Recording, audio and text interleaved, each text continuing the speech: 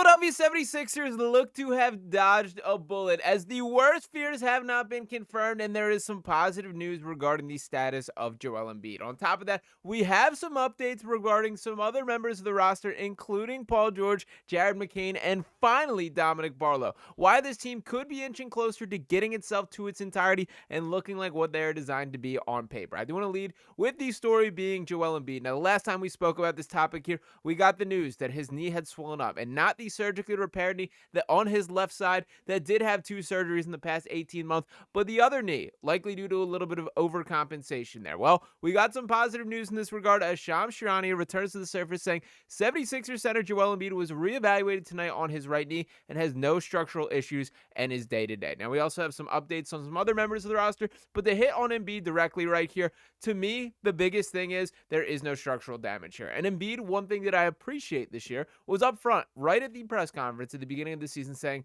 sometimes this is going to happen, that I am not fully aware or cannot predict the way my body is going to react, and I think this is just one of those circumstances. Now, he already has been ruled out for tomorrow night's game against the Pistons, the Friday night game here.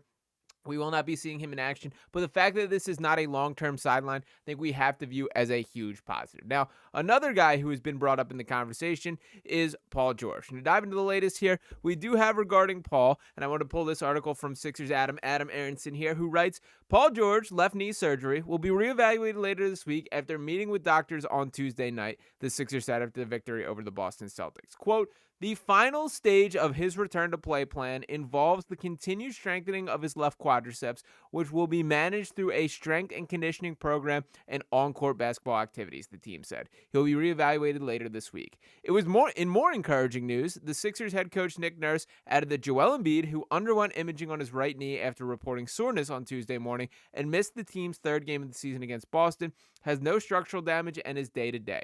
Nurse was given an opportunity to rule out both Embiid and George for the team's next game, a road NBA Cup group play contest against the Detroit Pistons on Friday night, and declined to do so. I think Nurse is a guy that's not going to do the ruling out unless he absolutely has to, so I don't put too much stock in that directly. We got some more positive updates regarding the Sixers team as well. What that was today at practice is that here's a supercut of Nick Nurse providing injury updates at practice. Jared McCain was sent down to the G League. Now, our guy Ryan Coyle is going to touch a little bit more about that later tonight. That video probably dropping tomorrow. McCain is playing in the G League, and to sort of interject my brief thoughts here before Ryan gets deeper into it, I think it is a net positive for McCain just to have a chance to play with some basketball freedom, to build that confidence back up, that it is not happening at the limited sample size that we're seeing at the NBA level. And I think there is no more than that. I mean, LeBron James is playing in the G League currently just to get up to speed again, which has to be a ridiculous ticket or event to get into that field there. So nonetheless, don't put a ton of stock into it. I think this is going to be a net positive overall. But again, Ryan will hit on that at a deeper level. And what Nurse said about it is, quote, I just really want him to get some trips up and down the court. And I will interject here that he could do that at the NBA level, and you're the guy that is in charge of making those decisions. But I understand there is a little bit of a chicken or the egg debate for he's not playing well enough to earn more minutes. We can't find minutes for him, and you know how that goes. But nonetheless, to bring it back to the more notable stars about this Sixers team, on Paul George, quote, they're just trying to get him some strength issues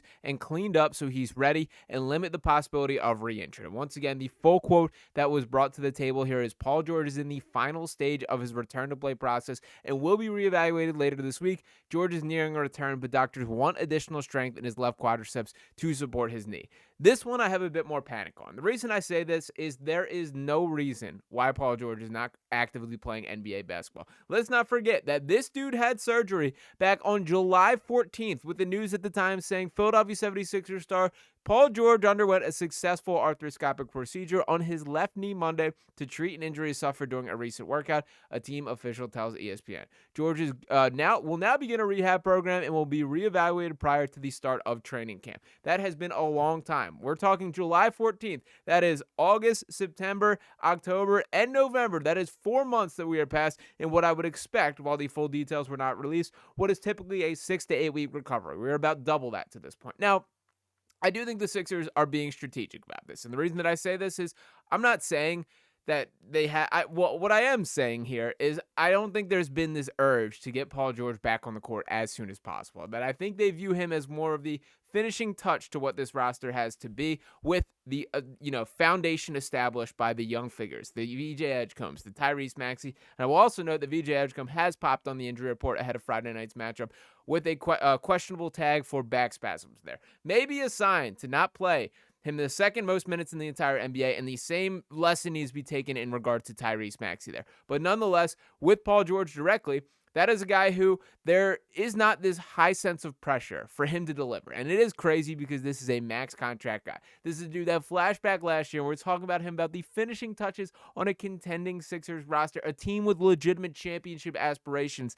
That is no longer the, outlook for the player individually or the team as a whole. That yes, we still have high hopes for the Sixers team, and they're giving us reason to believe, but it does not live and die with Paul George in the same way it does not live and die with Joel Embiid. There's been this passing of the guard and responsibility that has happened for a variety of reasons here.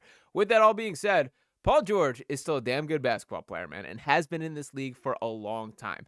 It is kind of nice that it can be viewed without this sense of high expectation or these high standards that are set to him. Essentially, whatever he gives this Sixers team is almost a bonus based on what they have in the outlook. And I know that's insane for a guy making $50 million plus per year and a guy that's been a 9-time All-Star, but that's sort of how the situation has played out. And I think the fact that there was a hot start to the season by this Sixers team contributed to the fact of them not trying to rush him back, and that they do view him as a guy that they're going to need postseason time. Maybe they want to sort through what exactly they have in the short term with all these guys. Let's see what Quentin Grimes can do without Paul George on the court. Let's see what VJ Edgecombe, Tyrese Maxey, you go down the list here. And the other notable part of these injury updates that I did want to make sure we made clear here is we got on Dominick Barlow. Quote, he's back, he's in, he's ready to go. And it is crazy that I'm that thrilled about a Dominick Barlow return, but dude, that's good. That dude's skill set popped in the opening 2 games of the season, and we have not seen him since. This certainly falls under the category of strange Sixers injuries that seemingly do not happen to other organizations here, that it was a laceration on his elbow. And the notes that are continue to be made by the Sixers organization is it was just a poor spot that essentially it had to be in a brace and limited any sort of bending because the cut would not heal. I find that crazy. I understand what they're saying there, but it's insane to me that he's been out like almost a month to this point for what essentially was a cut there. But welcome back, Dominick Barlow. He is a guy that can play a key role on the Sixers team, that for all the reasons we're speaking about Joel Embiid's lack of availability, his verticality, his athleticism, Barlow's the guy that's going to be the dirty work dude, and he looked like he was on a clear path to earning a standard contract. Jabari Walker is a dude that has made the most of the chances without Barlow on the court, but certainly he'll be thrown right back in the fold. And I do think it's telling that Nick Nurse trusts him. The fact that this dude did start the first 2 games of the season, that is not a throwaway comment there. That is a real deal takeaway, evidence of proof that Nick Nurse does trust the guy there. So nice to see overall. Do hope that this team can inch closer to its entirety. It is great news that Joel Embiid will not be sidelined for an extended period of time.